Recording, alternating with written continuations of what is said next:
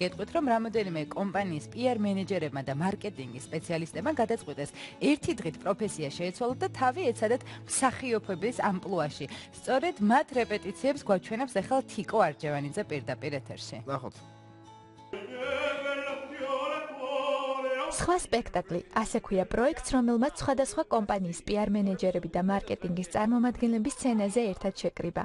ყველაზე პოპულარული პროფესიის ადამიანები კამერების და მაყურებლის წინაშე ამჯერად რადიკალურად განსხვავებულ ამპლუაში წარსდგებიან. ეს არის თეატრი ჯისა და პრინტ კომპანია ფავორიტის ერთობლივი პროექტი. რაც თავარია, ეს პროექტი არ იქნება ერთჯერადი და იქნება მრავალჯერადი. ყოველ წელს სხვადასხვა პროფესიის ადამიანები მიიღებენ მონაწილეობას.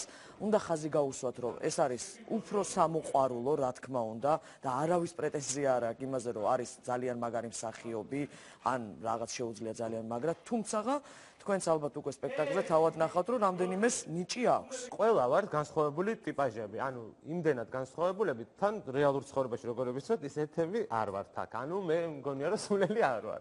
მაგრამ ძალიან საინტერესოა სწორედ ეს, რომ ითამაშო განსხვავებული ტიპაჟი. არა აქვს მნიშვნელობა, შენ აი წინ დადექი და გამოუშვი. პიესა სპეციალურად ამ სპექტაკლისთვის მოწვეულმა რეჟისორმა და სცენარისტმა მთლიანად არაპროფესიონალ მსახიობებს მოარგეს.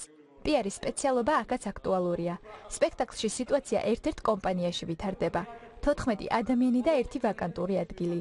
სტანდარტულ გასაუბრებაზე მისულები სრულიად არაორდინალურ სიტუაციაში აღმოჩნდებიან. თავიდან ამ პროექტის პროდიუსერი დამიკავშირდა ლევანი და მითხრა, რომ ესეთი ჩანაფიქრი ქონდა, რომ მივედი და დამხვდა დასი, ეგრეთ წოდებული, ძალიან ენთუზიაზმით სავსე ადამიანები იყვნენ და ამან უფრო მიბიძგა იმისკენ, მომიშორა ის რაღაც დაბრკოლება, რომ შეიძლება ამისგან რაღაც ისეთი არ გამოსულიყო ღირებული, რომელიც თქვა შეიძლება მერე გვეჩვენებინა მაყურებლისთვის. ძალიან გამიხარდა, როცა ლევანმა დამირეკა და მითხრა ამ პროექტის შესახებ. მაშინვე ჩავერთე და ერთი წუთი არ დავფიქრებულ ვარ. ძალიან მინდოდა სულ სხვათა შორის, ანუ ამ პროექტის იდეაც ეს იყო, რომ ის ვისაც უოცნებია სცენაზე დგომ, ან ჩვენ ყველას ბავშვობაში რომ გვეოცნებია სცენაზე დგომაზე, ეს ახლა გაგვახორციელებინა.